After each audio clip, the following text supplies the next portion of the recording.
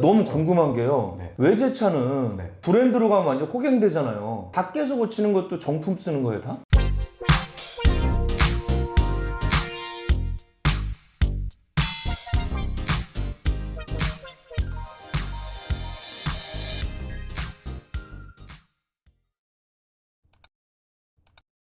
세상의 모든 직업을 소개하는 그날까지. 안녕하세요, 헤드헌터 윤지영입니다. 오늘은 카센터를 운영하시는 수근님을 모셨습니다. 반갑습니다. 네, 안녕하세요. 예, 안녕하세요.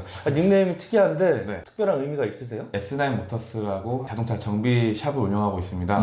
수구가 된 게 제 이름이 배선구예요. 아, 배선구. 네, 같이 우리 어울리는 멤버 중에 조선구라는 형이 있어요. 조선구, 배선구. 네, 그분은 이제 드리프트라고 해서 자동차를 미끌려서 이제 경기를 하는 유명하신 선수분이신데 예. 선구야 부르면 같이 보게 되는 그렇지. 거예요. 근데 저보다 형님이신데 헷갈리잖아요. 아, 그러네. 그래서 제가 이제 S9의 S와 99의 9를 해서 수구라고 해서 아, 수구. 제 이름이 수구가 발음이 힘드니까 네. S9님이라고 할게요. 네네. 카센터를 운영하시는 거잖아요. 예. 어디서 하시는 거예요? 경기도 광명시에 하고 있습니다. 주로 하시는 게 일반 네. 카센터 업무신 거죠? 자동차가 고장나면 고치는 일을 주로 하고 있지만 네. 특별하게 좀 자신 있게 하는 부분이 있어요. 자동차를 고장나기 전에 미리 관리한다는 게 저희가 가장 키포인트입니다. 아파서 병원 가보신 적 있어요? 갔죠. 스트레스를 갖고 있는 고객들만 만나잖아요. 생각지도 못하게 지출이 돼야 되고 차도 똑같거든요. 고장이 나면 차량 수리비가 뿅 나와버리는 거예요. 고장나기 전에 관리를 하면 고객분들이 마음적 여유도 있고 그리고 내 차를 아끼는 분들만 이렇게 만나 뵙기 때문에 다른 카센터와 다른 점으로 강조하고 싶습니다. 오,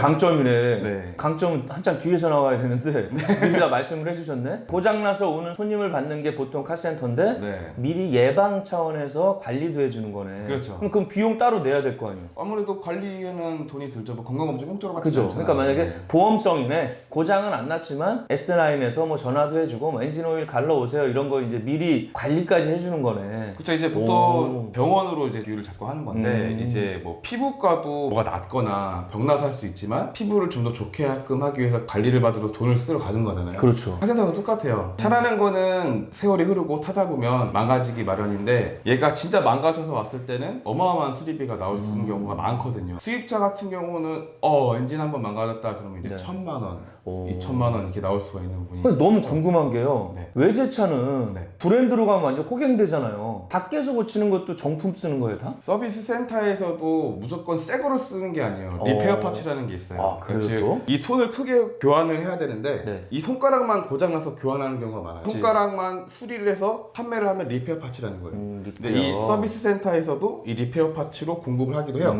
이제 서비스 센터의 장점은 신차를 구매했을 때 보증이라고 해서 네, 있잖아. 보상 보증기간. AS를 이제 역할을 해주는 거고 네. 저희 같이 이제 애프터로 있는 카센터들은 뭐가 장점이 있냐면 네. 이 통째로 갈 거를 요것만 수리를 해서 음. 고객 만족을 시키거나 아니면 비용도 절감을 시킬 수 있는 부분이 있는 거고 그러네. 현대차라고 해서 저희는 모든 부품이 현대에서 다 만들까요? 현대 모비스 정품. 모비스에서 다 만들까요? 아니요? 모비스는 딱지만 붙이는 회사잖아요. 그렇다면. 네, 오. 다른 부품들을 비딩해서 너 오케이 그러면 여기 모비스 붙이는 거잖아요. 그 수입도 똑같단 말이에요. 그러면은 모비스에서 판매되는 부품을 사면 비싸죠. 그렇죠. 근데 여기 딱지 붙이기 전에 메이커에 사면 이거보단 쌀 거 아니에요. 성능은 똑같고. 그렇죠. 오. 애프터 제품이라 그러지 빅품 가짜가 아니에요. 짝퉁은 아니고 짝퉁은 아니야. 동일한 건데 이제 모비스 붙었냐 안 붙었냐 그 차이네. 그렇죠. 일반 샵들은 그런 선택폭을 가질 수가 있잖아요. 서비스 센터는 매뉴얼이 있기 때문에 정해진 자기네 새 부품을 쓰지 않으면 자기네들의 이제 룰대로 어기기 때문에 안 되지만 샵들은 그런 게 없잖아요. 그러네. 잘 구하면 똑같은 부품을 저렴하게 구할 수가 있어요. 그런 차이가 있는 거네. 그럼요. 외제차라 그래서 외제차 센터 갈 필요가 없네. 그렇죠. 네, 맞아요. 카센터 다니다 보면은 네. 현대만 써 있는 데도 있고 GM만 써 있는 데도 있고 뭐 네. 르노만 써 있는 데도 있고 다 써 있고 외제차까지 다 하는 데도 있잖아요. 예. 그러니까 우리 S9 모터스도 전체를 두루두루 다 할 수 있는 거네. 제가 이제 강조하는 멘트가 있습니다. 마트집부터 포르쉐까지 아, 멋있다. 모든 차를 관련. 오호. 카센터 하시기 전에 네. 하셨던 직업이나 아르바이트 있으세요? 원래부터 카센터는 안 하셨을 거 아니에요? 아버지 이후로 2대째를 하고 있는데 정말로요? 네. 대박이다. 이거 제목에 넣어야 되겠다. 2대째 내려오는 네. 카센터 사장편. 오. 네, 괜찮습니다. 아버님이 이제 물려주고 은퇴하신 거네? 더 커진 거죠. 지금의 광명은 제가 이제 부지를 매입을 해서 네. 뭐잘 돼서 이제 크게 간 와, 거예요. 대박이네. 뭐 어디 저기 상가에 새 들어서 하는 게 아니라 완전 사장님이네. 네. 와. 전엔 새들어서 했죠. 고등학교 3학년 때 네. 약간 슬럼프가 있었어요. 없었어요. 아, 놀았네? 아니 진짜 공부를 열심히 했는데 성적이 안 나오는 거예요. 아, 열심히 하는데 성적이 왜 안 나와? 어떤 계기가 있었냐면 고3 때 열심히 이제 아이리버라는 이제 그 비싼 아이리버 MP3 있어요. MP3 플레이어. 그 돈 꼬박꼬박 모아가지고 고3 때 돈이 어디 있어요.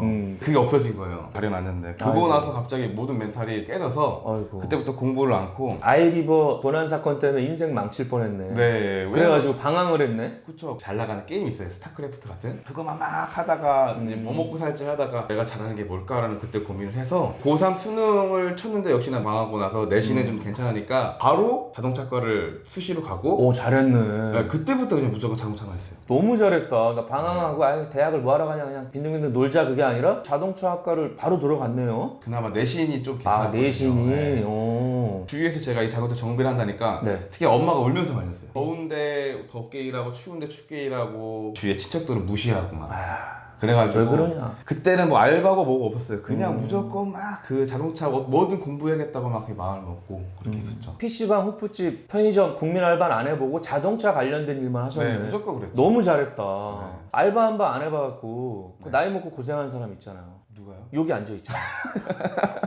알바 한번 해봐야 돼요, 여러분들. 진짜. 아, 그래요? 네. 그러면 아버지 카센터에서 배웠나? 조그만한 카센터였어요. 아버님이 하시는 네. 광명에서 아니 개봉동에서 했어요. 개봉동? 네, 5분 거리긴 한데 네네. 거기서 이제 다양한 에피소드가 있으면서도 내가 발전할 수 있는 계기가 또 많긴 하고 그랬죠. 어머니도 그러셨잖아요. 네. 야, 너는 그래도 기름일 하지 마라. 네, 그쵸. 그랬는데 아버지의 뒤를 이었네. 네. 더 멋있네. 위기를 기회로 살렸다고 해야 되나? 적성이 좀 잘 맞았어요. 잘했다. 네. 경력은 얼마나 되신 거예요, 그러면? 군대도 정비를 했고 대박이네. 그러면 13년, 14년 됐죠? 와, 14년? 완전 베테랑이네요. 감사합니다. 그죠? 그럼 혹시 그 관련 자격증도 있겠네요? 자격증을 설명 먼저 드리면 네네. 자동차 기능사가 가장 낮고 네. 그다음에 산업기사, 네. 그다음 기사, 그다음에 기능장, 기술사 이렇게 있어요. 저는 이제 기능사를 안 따고요. 기능사는 보통 이제 자동차 관련된 고등학생들이 시작을 할 때 또는 국비 지원으로 자격증을 네네. 하는 거고 산업기사는 이제 전문대 1학년 이상, 아, 전문대 때 딸 수 이상? 있는. 그래서 이때 전문대 다니면서 바로 산업기사 자격증을 땄어요. 기능사 건너뛰고 네. 전문대 들어가자마자 산업기사를 땄네. 예. 그 다음에 이제 기사가 있잖아. 그건 못 따고? 솔직히 까놓고 얘기하면요, 사회에 처음 나와서 국가 자격증이라는 걸 처음 따봤잖아요. 네. 산업기사를 따고 나서 난 모든 자동차 정비는 내가 최고다 이렇게 좀 생각을 하고. 겉멋이 들었네. 네. 한마디로. 어렸으니까요. 그러니까 기능장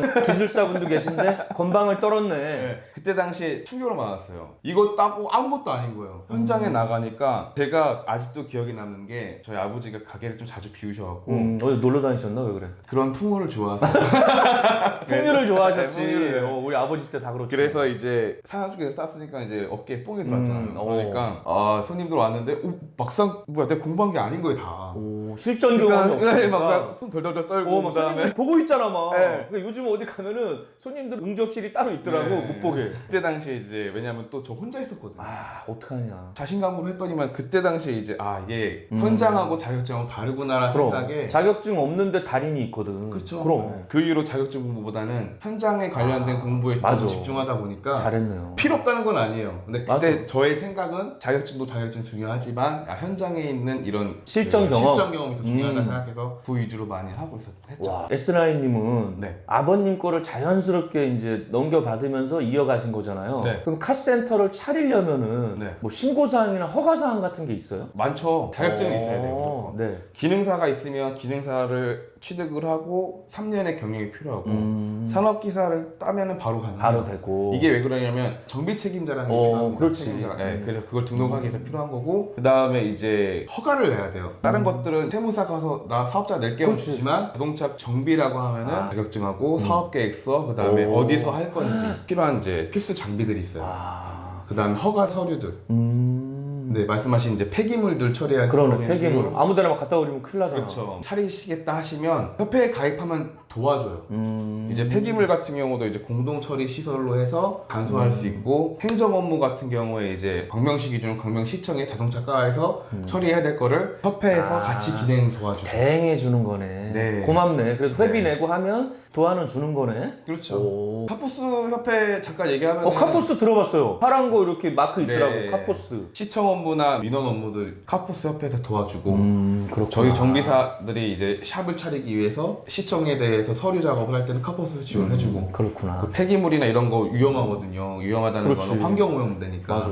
그런 것들도 깔끔하게 할 수 있게끔 뭐 어드바이저 해주죠. 막 몰래 땅 파갖고 버리는 거 아니야? 아, 그거 큰일 나죠. 옛날 얘기죠. 나 너무 궁금해. 그런 데가 어디 아니 있어요? 엔진 오일 갈라가 어떻게 받아가지고 갖다 넣어놓더라고. 큰일 나요. 그런 데 없어요. 그냥 그죠? 옛날에야 뭐 그것뿐이겠어요. 뭐 무슨 뭐 공장에서도 산업에서 마음대로 버릴 맞아. 그 시절을 얘기를 하시는 거죠. 요즘도 지금 막 비 오는 날 흘려보는 그 양아치들 있잖아요. S9님이 네. 아버지가 이제 놀러 다니시니까 혼자 하셨는데 지금은 직원 몇 명이에요? 5명 있습니다. 5명이면 꽤 많은 건데? 이 자동차 정비를 시작하고 저만의 이제 좀 앞으로의 계획들이 있어서 그런 계획들대로 진행을 하다 보니 직원이 더 필요하고 그다음에 같이 할 사람도 생기다 보니까 그랬구나. 네. 월급제예요? 아니면 인센티브제예요? 저는 노무사 관리를 받고 있어서 최저임금을 다 지키고 있고 매출 기여도가 높은 직원들한테는 이제 인센티브도 지급이 되고 지금 13, 14년 동안 우리 네. S9이 막 수많은 차를 수리를 하셨을 거 아니에요? 네, 그렇죠. 와, 이거는 내 인생 수리다. 제일 기억에 남는 성공적인 수리건이 있다 그러면. 흔하지 않은 것부터 얘기를 드리면 예. 1988년식 벤츠가 있어요. 와, 그때 나 고3 때인데 대기업 회장님이 타던 차가 이제 중고로 나와서 있던 그 차인데 완전 골동품이네. 차종은 벤츠 560 SEL이라고 합니다. 예. 지금의 벤츠 S클래스의 최고급 그 차가 수리하는데 거의 1년 반 걸렸어요. 저는 안 해봐서 모르겠지만 유명한 그림을 하나 이제 모셔놓고 이제 그 가치가 올라가듯이